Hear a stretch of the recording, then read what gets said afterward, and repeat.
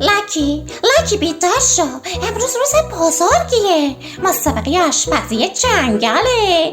ما باید بهترین پیتزای بلوط دنیا رو درست کنیم.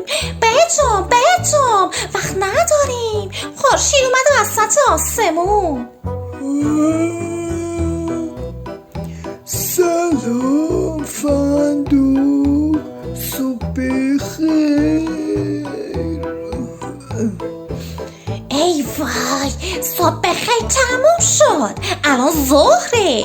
ببین من خمیر رو آماده میکنم، تو فقط سس رو بریز. باشه؟ 1 2 3 هیا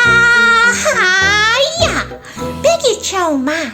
ببین چه خمیری آماده شد، نروالی مثل ابریشم.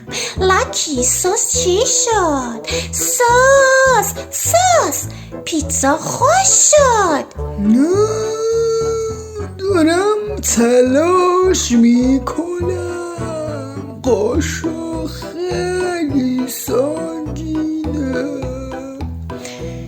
ای بابا، بده به من ببینم. بیا تمام شد.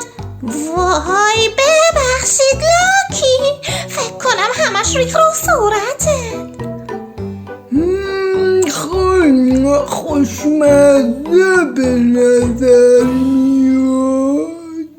خب وقت نداریم تمیزت کنم، بریم سراغ مواد. پنیر رو میریزیم زیاد، قاچ، بلوط، یه تیکه برگ برای تزیین. دمپایی گم شدم که اینجاست. این رو نمیریزیم. خب حالا نوبت تو لاکی، خواستنی ادویه رو بزن، فقط سریع. این یک دانه نمک دریاییه که از لاکی پیتزا داره بیات میشه، اون دونه نمک رو بنداز دیگه. الان دارو میان جون من، بندازش.